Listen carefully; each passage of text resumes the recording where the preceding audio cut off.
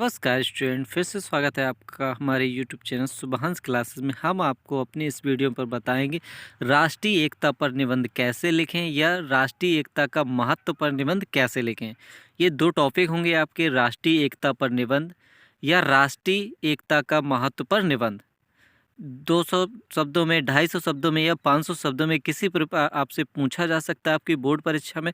तो आपको इसे किस प्रकार लिखना होगा, इस वीडियो को पूरा ज़रूर देखिएगा। यदि पसंद आए तो चैनल को सब्सक्राइब कर लीजिएगा, बेल आइकन को ऑन कर लीजिएगा। तो हमारे महत्वपूर्ण बिंदु क्या होंगे या रूपरेखा क्या होगी हमारी।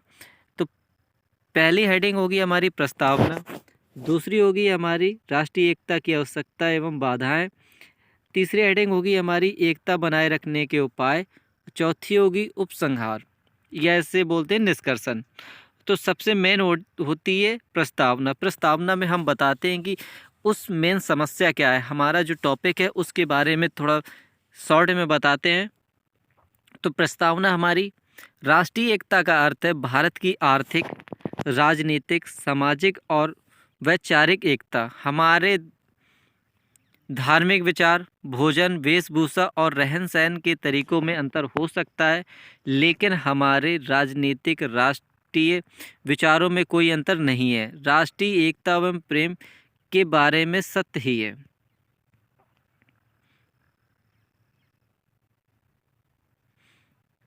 जो भरा नहीं भावों से, जो भरा नहीं भावों से, जिस बहती जिसमें रसधार नहीं, जो भरा नहीं भावों से, जिसमें बहती रसधार नहीं, वह हृदय नहीं पत्थर है, जिसमें स्वदेश का प्यार नहीं।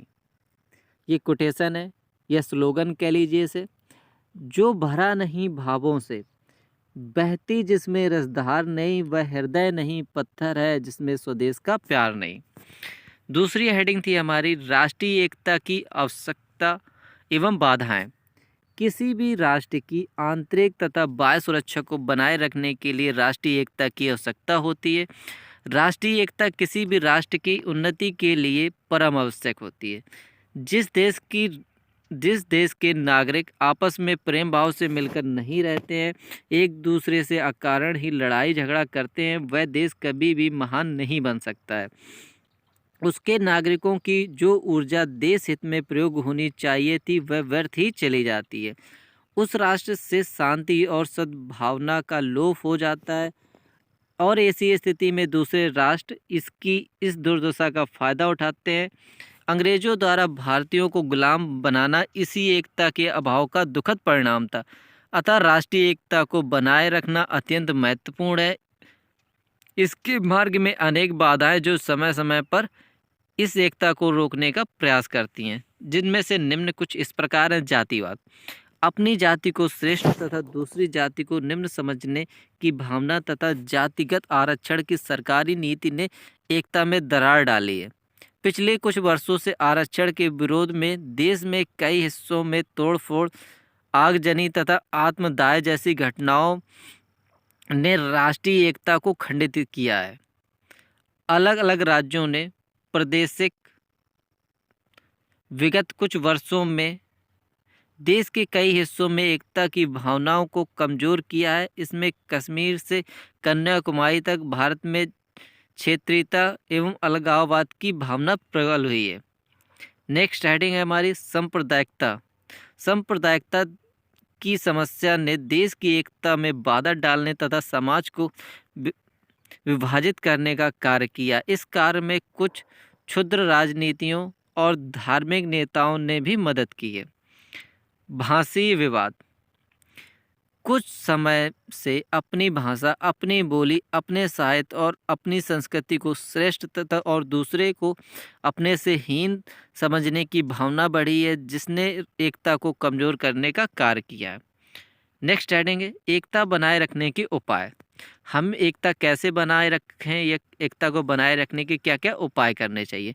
देश की अखंडता और एकता को बनाए रखने के लिए उन राजनीतिज्ञों का बहिष्कार किया जाना चाहिए जो अपने राजनीतिक हितों की पूर्ति के लिए सांप्रदायिकता को बढ़ाते हैं। शिक्षा के प्रसार को गति दी जानी चाहिए।